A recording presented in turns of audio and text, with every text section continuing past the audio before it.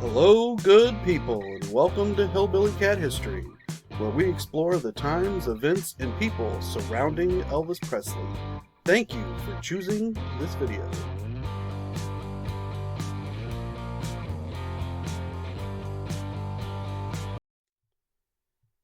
In this episode, Gladys Presley discovers 78 RPM records, the music that moved Elvis's mother. After witnessing her sister Retha's bold escape into marriage, Gladys Presley's world felt a little wider, a little more alive with possibility. That feeling only deepened when she discovered something unexpected on a quiet Mississippi farm. The day she first heard the scratchy, soul-stirring spin of a 78 RPM record on a Victrola, Gladys found a new kind of freedom, one she felt in her feet and carried in her heart. Over on the right, we can see a picture of a Victrola. In 1928, Bob and family moved to Luther Lummus Farm in Spring Hill, just a few miles southeast of Saltillo. This may have been William Thomas Lummus' farm. William later had a son named Luther, so at the time Elaine Dundee spoke to the people in the area, they may have known the farm as Luther Lummus Farm. Mary Lyons, Gladys' cousin, remembered Gladys in her teens with these comments. She laughed and joked all the time, jolly, just as jolly as could be.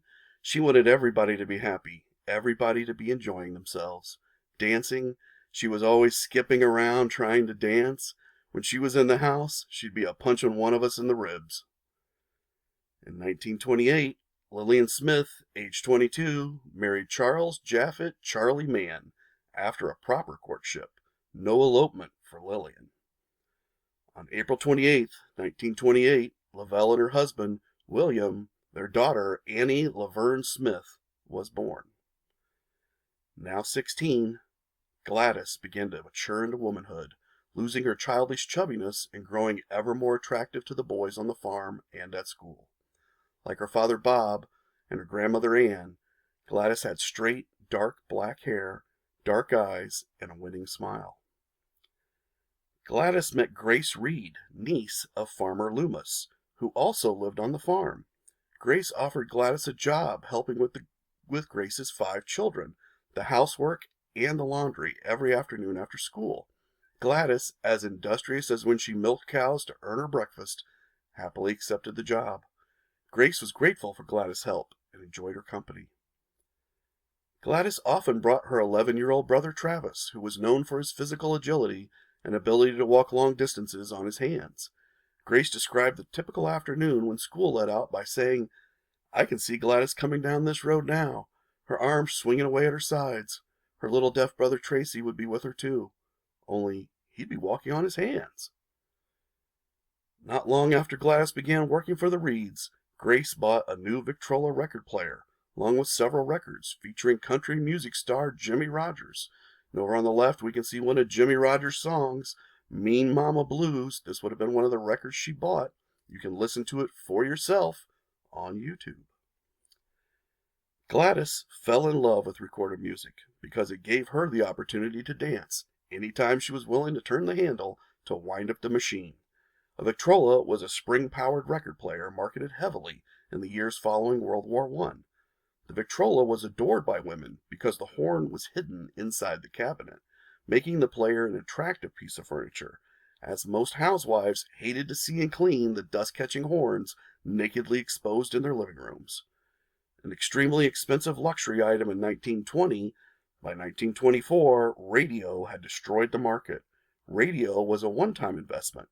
An owner paid for the machine and received the programming for free, although filled with advertisements. And over on the right, we can see another Jimmie Rodgers song, Any Old Time. And once again, you can listen to this one for yourself on YouTube. The Victor Talking Machine Company held a nationwide half-price sale in an attempt to move unsold Victrola players. Grace may have received a spectacular deal on her Victrola, paying little even though her machine was new, perhaps stored in inventory for more than 3 years. Although this technology was new to Grace and Gladys, it was no longer being produced by Victor, which the next year would be purchased by RCA. The Victor Talking Machine Company used as their corporate logo the picture of a small dog named Nipper, listening to an early record player with an exposed horn, a logo also used by RCA after they purchased the company. Just 7 years before Elvis was born, Gladys came into contact with and adored a recording technology which would play an important role in the life of her son. Elvis rose to nationwide fame on 45 RPM records, but it all started with a 78 RPM, just like the disc of Charlie McCoy and Bo Chapman, performing the first recorded version of Corrine, Corrina, to which Gladys loved to dance the Charleston, a sight so full of freedom and joy, Grace was brought to tears. Other songs on Gladys's playlist were Mean Mama Blues and Any Old Time, both performed by Jimmie Rodgers. Just to make sure I got these names right, Charlie McCoy and Bo Chapman. And over on the left, you can see that recording on YouTube. You can listen to it for yourself and hear exactly what Gladys heard that made her feet dance. The Victrola allowed Gladys to release a previously undiscovered talent for buck dancing, a term used to describe dancing by oneself instead of with a partner or a group. Others admired Gladys's talent, much as her schoolmates had admired her skills on the basketball court a few years before. Once again, Gladys was the best at something. Gladys's dancing brought her a lot of admiration, especially from the boys. Gladys began to date often. And over on the right, we can see an advertisement that says it's easy to identify Victrola instruments. And here I've linked to a documentary about Victrolas. If you'd like to learn more about Victrolas, about how they worked, about how they got the horn down inside the cabinet, this is a great documentary. You can also learn the difference between acoustical and electric recordings. I never knew the difference, or even that there was an acoustical and an electric recording, so I learned a lot from watching this documentary. Have you missed any Hillbilly Cat History episodes? Check the Hillbilly Cat History playlist to be sure. I've linked it over on the left. Recorded music lifted Gladys Presley's spirit to the heavens, but back on the ground, life for her father Bob was a constant struggle to stay afloat. Yet, just as the outlook seemed darkest, a new opportunity arrived, which included a sturdy house, good land, and a new opportunity to make a profit on next year's cotton crop. Don't miss the next installment. Subscribe today. You do not want to miss it. Thank you for joining Hillbilly Cat History as we explored this piece of the Elvis Presley puzzle.